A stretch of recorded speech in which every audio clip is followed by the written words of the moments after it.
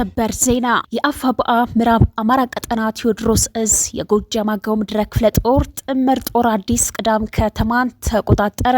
በሌላ በኩልም የእነማይ ወረዳ ምክትል አስተዳዳሪ የነበረው አቶ አዲሱ ተሻለ በዛሬው ዕለትም ከጠዋቱ 12 ሰዓት በቢቸና ከተማ 03 ቀበሌ በመኖሪያ ቤቱ ላይ አባ ኮስተር ብርጌድ በወሰደው እርምጃ መገደሉ ተሰማ። መረጃውንም ከግንባር አጠናክረን ይዘነዋል፣ ትሰሙታላችሁ። አፋድ ሸዋ ጠቅላይ ግዛት እዝ የእምዬ ሚኒሊክ ልጆች በመንዝቃያ ዘመሮ ቀጠና በብልጽግናው ሰራዊት ላይ የደፈጣ ጥቃት መፈጸማቸውን ሚኒሊክ ክፍለ ጦር አስታወቀ። የደብረ ማርቆስ ከተማ አስተዳዳሪ ሚሊሻ ጽህፈት ቤት ኃላፊ አቶ በሬ ተመቸው እርምጃ እንደተወሰደበት ተነገረ። ሰላም ጤና ይስጥልን የተወደዳችሁና የተከበራችሁ የቻናላችን አድማጭ ተከታታዮቻችን በያላችሁበት የዓለም ዳርቻ ሰላምታችን ይድረስ እያልን አሁን ለሰዓቱ መደመጥ ያለባቸውን አጫጭርና ወቅታዊ መረጃዎችን ይዘን ቀርበናል። ለቻናላችን አዲስ ሲሆናችሁ ቻናሉን ሰብስክራይብ እንዲሁም ቪዲዮ ላይክ እና ሼር እንድታደርጉ በትህትና እየጠየቅን ቀዳሚ ወዳደረግናቸው መረጃዎች እናልፋለን። እስከ ዝግጅታችን ፍጻሜ ድረስ አብራችሁን ሆኑ።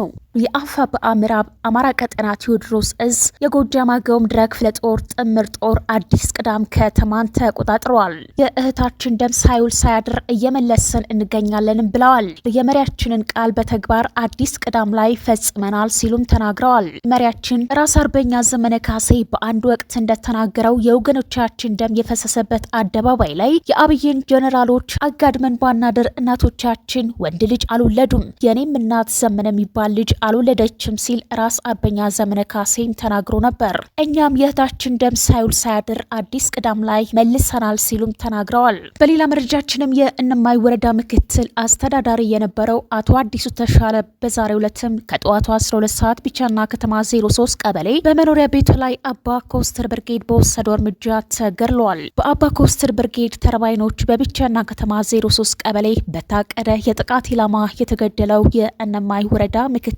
አስተዳዳሪ የነበረው የእነማይ ወረዳ የእንደ ሽኝት ቀበሌ ተወላጅ አቶ አዲሱ ተሻለ በመኖሪያ ቤቱ በመግባት ላይ መለስ እስከ ወዲያኛው በጠዋቱ ተሸኝተዋል። ይህ ግለሰብ ለብዙ ጊዜያት የአገዛዙን ተልዕኮ በመቀበል የአማራን ሕዝብ ሲያስጨፈጭፍ የነበረ በዲማ ቅዱስ ጊዮርጊስ ገዳም ትዕዛዝ እየሰጠ ጉዳት እንዲያደርስ ያደረገ የአዲስ አለማየሁ ሙዚየምን ያቃጠለ እንዲሁም በእነማይ ወረዳ እና በቢቸና ከተማ የፋኖ ቤተሰብ ናችሁ እያለ በእስር በእንግልትና መሰል የስቃይ ወጥመድ ሲያንገላታና ሲያሰቃይ የነበረ ቀንደኛ ባንዳ ነበረ። ባንዳ አዲስ ተሻለ በዚህ ሳምንት በመራቸው መድረኮቹ የተናገረው በየትመን ከተማ ፋኖን በሆደ ሰፊነት እሽሩ ስንል ቆይተናል። ከዚህ በኋላ ግን ፋኖን እያነቅን እናመጣቸዋለን። በማህበረ ብርሃን ቀበሌ ጀንጅ ቆጥኛ መንግስት ነን፣ እነሱ የኬላ ሌባ ናቸው፣ አንገታቸውን አንጠልጥለን ነው የምናመጣቸው፣ ፋኖን አጥፍተነዋል፣ ፋኖ ሌባ ነው እያለ ራሱ ተፍቶ አርፎ ቁጭ አለ። መረጃውን ያደረሰን ፋኖ ይበልጣል ጌቱ የአፋብአ ምዕራብ አማራ ቀጠና ቴዎድሮስ እዝ 8ኛ በላይ ዘለቀ ክፍለ ጦር ህዝብ ግንኙነት ኃላፊ ነው። ይህ በእንዲህ እንዳለ በሌላ መረጃችንም አፋድ ሸዋ ጠቅላይ ግዛት እዝ የእምዬ ሚኒሊክ ልጆች በመንዝቃያ ዘመሮ ቀጠና በብልጽግናው ሰራዊት ላይ የደፈጣ ጥቃት መፈጸማቸውን ሚኒሊክ ክፍለ ጦር አስታወቀ። በዛሬው ዕለትም ከንጋቱ 11 ሰዓት ተኩል ላይ በአገዛዙ የ112ኛ አየር ወለድ ክፍለ ጦር ላይ በሸዋ ጠቅላይ ግዛት መንዝቃያ ወረዳ ከዘመሮ ከተማ በቅርብ ርቀት ላይ በአመጃ ቀበሌ ልዩ ስሙ ጫቷ በተባለ ቦታ የአማራ ፋኖ ህዝባዊ ድርጅት ሸዋ ጠቅላይ ግዛት እዝ አጼ አምደ ጽዮን ኮር የሚኒሊክ ክፍለ ጦር የደፈጣ ጥቃት መፈጸሟን የክፍለ ጦሩ የህዝብ ግንኙነት ክፍል ኃላፊ ፋኖ አሰፋ ሻሮ ገልጸዋል። ጠላት መነሻውን ከዘመሮ ከተማ በማድረግ ወደ ዘረት በመንቀሳቀስ ላይ ያለ የጠላት እቅድ ቀድሞ የደረሳቸው የአጼ አምደ ጽዮን ኮር አካል የሆነው የሚኒሊክ ክፍለ ጦር በአባት አንደኛ ሻለቃ በተፈጸመበት የደፈጣ ጥቃት ከፍተኛ ጉዳት ማስተናገዱን ክፍለ ጦሩ አስታውቋል። የአየር ወለድ ክፍለ ጦሩ በጀግናው አርበኛ መቶ አለቃ አባት ወንድሙ ስም በተሰየመችው በተናዳፊው የአባት አንደኛ ሻለቃ በተፈጸመበት የደፈጣ ጥቃት የተበሳጨው የብልጽግና ወንበር አስጠባቂ ተጨማሪ ኃይል ከመሃል ሜዳ በማንቀሳቀስ በደፈጣ የተጀመረው ውጊያ ተጠናክሮ መቀጠሉን ከግንባር ያገኘነው መረጃ ያመላክታል። መረጃችን የቀጠለ ሲሆን በሌላ በኩልም አፋብአ በተመሳሳይ ቀን በአራት ወረዳዎች በሰነዘረው የተጠና ጥቃት 2 የወረዳ ንዑስ ከተሞችን ጨምሮ በርካታ ቀበሌዎችን ተቆጣጠረ። ዛሬ ረፋድ በሞረትና ጅሩ ወረዳ ስር በምትገኘው የወረዳው ንዑስ ከተማ ታሪካዊቷ ጁር ከተማ ቅርብ ርቀት በሚገኙ ቀበሌዎች ላይ በተካሄደው ብርቱ ጦርነት በርካታ የአገዛዙ ዙፋን አስጠባቂ አድማ በታኝና ሚሊሻ በአፋብአ ደቡብ አማራ ቀጠና ሳምነው እዝ አጼ ዘር ያዕቆብ አንደኛ ኮር 7 ለ7 ክፍለ ጦርና ነጎድጓድ መብረቁ ክፍለ ጦር ተደምስሰዋል። የ7 ለ7ና ነጎድጓዱ መብረቅ ክፍለ ጦሮች በወሰዱት የተቀናጀ ምት በርካታ የግልና የቡድን መሳሪያ መማረክ የተቻለ ሲሆን የጁር ከተማንም መቆጣጠር ተችሏል። በሌላ መረጃችን ደግሞ ጁር ላይ አከርካሪው የተሰበረው የአገዛዙ ሰራዊት ከፍተኛ ጭንቅ ውስጥ በመግባቱ በቀላል መስዋዕትነት ታሪካዊቷን የአንጨ ቆረር ከተማ አፋብአ ደቡብ አማራ ቀጠና ሳምነው እዝ አጼ ዘር ያዕቆብ አንደኛ ኮር ተቆጣጥሯል። በሌላ መረጃችን ዛሬ ንጋት እስከረፋ ድረስ በእንሳሮ እና መርሃ ቤቴ ወረዳ መገናኛ ቦታ ቻይና ካምፕ ሰፍሮ በሚገኘው የአገዛዙ አራዊት ሰራዊት ካምፕ ላይ በተወሰደው የተጠና ኦፕሬሽን በርካታ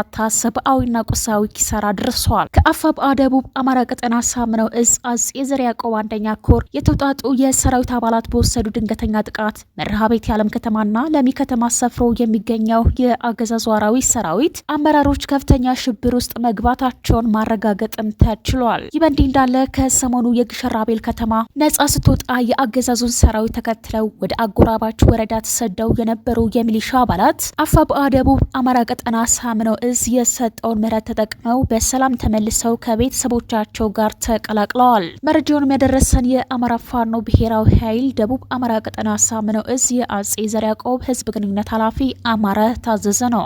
አድማጮቻችን መረጃችን የቀጠለ ሲሆን በሌላ በኩልም የአፋብአ ምዕራብ አማራ ቀጠና ቴዎድሮስ እዝ 8ኛ በላይ ዘለቀ ክፍለ ጦር ስር የሚገኙት አባ ኮስተር ብርጌድና ደባይ ጮኬ ብርጌድ አመራሮች በእነማይ ወረዳና በደባይ ጥላት ገን ወረዳ በተለያዩ ቀበሌዎች ላይ ህዝባዊ ንቅናቄ መድረኮችን ሲያካሂድ ውሏል። አፋብአ ምዕራብ አማራ ቀጠና ቴዎድሮስ እዝ 8ኛ በላይ ዘለቀ ክፍለ ጦር አባ ኮስተር ብርጌድ አመራሮች በመንግስቱ ቀበሌ ህዝባዊ ውይይትም አካሂደዋል። በመንግስቱ ቀበሌ በተካሄደው የህዝብ ውይይት በቀበሌው ውስጥ ያሉ የመልካም አስተዳደር ችግሮችንና በቀበሌው የተዋቀሩ የቀበሌ የጎበዝ አለቆችና የፍትህ አካላትን በመገምገም ትግሉ ያለበት ወቅታዊ ሁኔታ በተመለከተ በፖለቲካ መኮንኖች የፖለቲካ ትምህርት በመስጠት ውይይቱ በሰላም ተጠናቋል። በውይይቱም የፖለቲካ መኮንኖች የአባ ኮስተር ብርጌድ አመራር፣ የሻለቃ አመራሮች፣ በቀበሌው የሚገኙ ጊዜያዊ አስተዳደሮች፣ የቀበሌ የፍትህ አካላት በተገኙበትም ተካሂዷል። ደባይ ጮኬ ብርጌድ በትላንትናው ዕለትም ጥቅምት 5 2018 ዓ.ም በደባይ ጥላት ገን ጀርመስ ቀበሌ ከሚገኙ የማህበረሰብ ክፍል ጋር ሰፊ ውይይትም ተካሂዷል። በውይይቱ በቀበሌው የሚገኙ የመልካም አስተዳደር ጉዳዮችን በመዳሰስ የቀበሌ ጎበዝ አለቃዎችን በውይይቱ መድረክ በተገኘው ማህበረሰብ በመገምገም ሰፊ ውይይትም ተደርጓል። የብርጌዱ አመራሮች በውይይቱ ለተገኙት የማህበረሰብ ክፍል የፖለቲካ ስልጠና ተሰጥቷል። መረጃችን የቀጠለ ሲሆን በሌላ በኩልም አቶ በሬ ላይ ጥቃት ተፈጸመ።